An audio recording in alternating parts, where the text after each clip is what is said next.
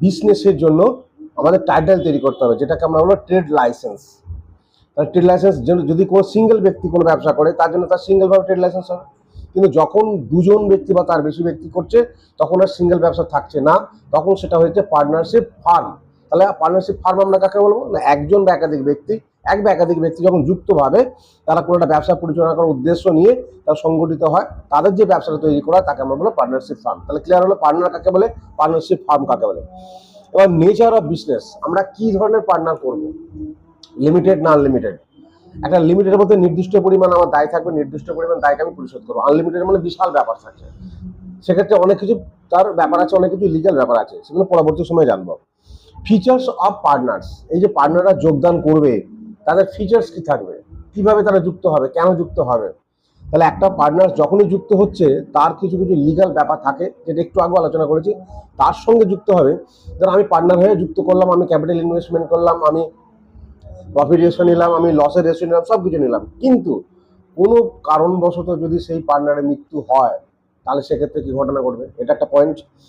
তার জন্য কি করতে হবে না, তার জন্য একটা প্রভিশন করা থাকবে যে কোনো কারণে যদি কোনো পার্টনারের মৃত্যু হয়ে থাকে তাহলে তার রক্তের সম্পর্কে, যেমন তার স্ত্রী হতে পারে, তার ছেলে হতে পারে, মেয়ে হতে পারে, তাহলে তিনি কোনো একটা কন্ডিশনে এই পার্টনারের সঙ্গে আবার যুক্ত হতে পারেন, মানে তিনিও সেখানে যুক্ত হবেন। ঠিক যদি কোনো কারণে লস হয় তাকেও সেই সমান পরিমাণ বিয়ারও করতে হবে, মানে দুটো দিকে কিন্তু বাধা রইল।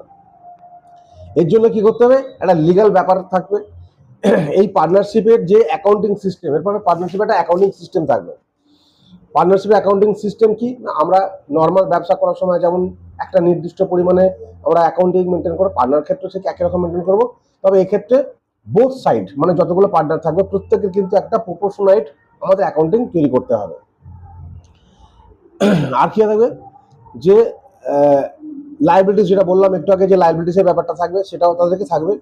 আর কিছু কিছু থাকবে রাইটস অফ পার্টনার্স, প্রত্যেকটা পার্টনার্সের কিছু রাইটস থাকবে। মানে আমি একটা পার্টনারশিপ ব্যবসায় যুক্ত হয়েছি, তার মানে এই নয় আমি এই পার্টনার্সের ব্যবসা থেকে যখনই টাকা আসছে যেমন খুশি টাকা তুলে নিয়ে চলে যেতে পারবো না।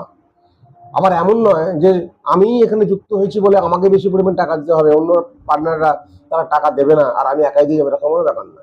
তাহলে এখানে প্রত্যেকটা পার্টনারের ক্ষেত্রে একটা নির্দিষ্ট রাইটস আছে, সেই রাইটসগুলো হচ্ছে আমাদের যে পার্টনারশিপ অ্যাক্ট সেখানে কিন্তু সব লিপিবদ্ধ করা আছে, যে আমার একটা পার্টনারে কি কি রাইট হতে পারে, তাহলে সেই রাইটগুলোকে মেনেই আমায় চলতে হবে।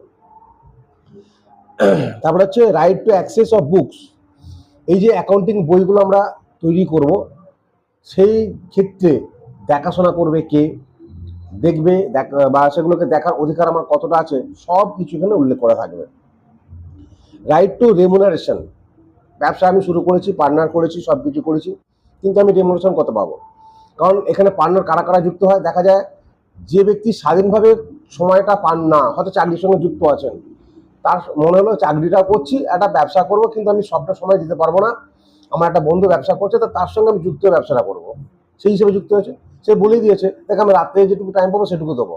আর একজন যে সারাদিন আছে সে বলে দেখ আমার তো চাকরি বাকরি নেই, আমাকে এটাই করে খেতে হবে, আমি তাহলে বেশি সময়টা দেবো, আমি তাহলে ক্যাপিটালটা কম দেবো, সময়টা বেশি দেবো। আর যে রাত্রে যুক্ত হবে সে বলে আমি সময়টা একটু কম দেবো, ক্যাপিটালটাই বেশি দেবো। এই প্রপোর্শনকে নিয়ে মাথায় নিয়ে তার একটা স্যালারির সিদ্ধান্ত নেবে, যে তাহলে এইটার জন্য তুই এত স্যালারি পাবি, এইটার জন্য আমি এত স্যালারি পাবো, তাহলে এখানে স্যালারি একটা বিষয়টা উল্লেখ করা থাকবে। আর রাইট টু শেয়ার প্রফিট সেটা বলেছি, তাহলে এই যে প্রপোর্শনটা তৈরি হলো কতটা পরিমাণ শেয়ার প্রফিট পাবে সেটা আগেই উল্লেখ করা থাকবে, যে ক্যাপিটালাইজ হবে না যে যতটা সময় দিচ্ছে সেই মতো হবে। ইন্টারেস্ট অন ক্যাপিটাল, এই যে প্রত্যেকে ক্যাপিটালটা দিচ্ছে, কেউ 1 লাখ দিল, কেউ 2 লাখ দিল, কেউ 5 লাখ দিল, প্রত্যেকের টাকার ভ্যালুটা আলাদা, তাহলে এই টাকাটার উপর তারা একটা ইন্টারেস্ট পাবে, কারণ এই টাকাটা তারা অন্য কোনো জায়গায় যদি দিত তাহলে সেখান থেকে এটা ইন্টারেস্ট পেত। তাই এই ব্যবসাতেও তারা যখন টাকাটা দিচ্ছে তাহলে এই ব্যবসা থেকেও একটা মিনিমাম ইন্টারেস্ট তারা কিন্তু পাবে, সেটা কত পার্সেন্টেজ হবে সেটা উল্লেখ করা থাকবে। এইরকম আরো অনেক কিছু বিষয় আছে যেটা পার্টনারশিপ অ্যাক্টের মধ্যে যুক্ত আছে, এইগুলোকে কিন্তু ফলো করে তবেই কিন্তু আমরা একটা পার্টনারশিপ অ্যাক্ট বা পার্টনারশিপ ফার্ম আমরা গড়ে তুলতে পারবো। আর এদের যে অ্যাকাউন্টিং সিস্টেমটা হবে, যেটা আমরা প্রফিট অ্যান্ড লস তৈরি করবো, সে প্রফিট অ্যান্ড লস যেমন হবে সেক্ষেত্রে নর্মাল যে বিজনেস হয় তার ক্ষেত্রে কি টোটালটাই একজন ব্যক্তি করছে বলে তার টোটালটাই তার কাছে প্রফিট, টোটালটাই তার কাছে লস। কিন্তু পার্টনারশিপ ফার্মে টোটালটাই একজনের উপর যাবে না, যে নেট প্রফিটটা বেরিয়ে আসবে নেট প্রফিটটা যতজন পার্টনার থাকবে তাদের যে রেশিও তৈরি করা আছে রেশিও অনুযায়ী ভাগ হবে, লসটাও ঠিক একইভাবে রেশিও অনুযায়ী ভাগ হবে। সুতরাং এই অ্যাকাউন্টিং প্রসেসটাকে বলা হয় appropriation of profit and loss account. দুটো তফাৎ আছে, সাধারণ ব্যক্তির ক্ষেত্রে কি হবে প্রফিট অ্যান্ড লস অ্যাকাউন্ট, কিন্তু পার্টনারশিপের ক্ষেত্রে appropriation of profit and loss account. তো এইরকম অনেক কিছু বিষয় লিগালাইজ সিস্টেম আছে, সেগুলোকে মাথায় রেখেই আমরা এই পার্টনারশিপ ব্যবসাটাকে করবো বা পার্টনারশিপ ব্যবসাটাকে আমরা চালিয়ে যাব। এই হচ্ছে পার্টনারশিপ ব্যবসার মোটামুটি বিষয়। এর পরবর্তী এবার বিষয়গুলো আমরা আরও যে সমস্ত তথ্যগুলো আছে সেগুলো বইতে পড়বো, বা এর যে অ্যাকাউন্টিং সিস্টেমগুলো আছে সেগুলো আমরা এখন অ্যাকাউন্টিংয়ে কাজ করতেও সেখানে আমরা দেখতে পাবো। এইগুলি মোটামুটি পার্টনারশিপ বিষয়ের মূল বিষয়বস্তু।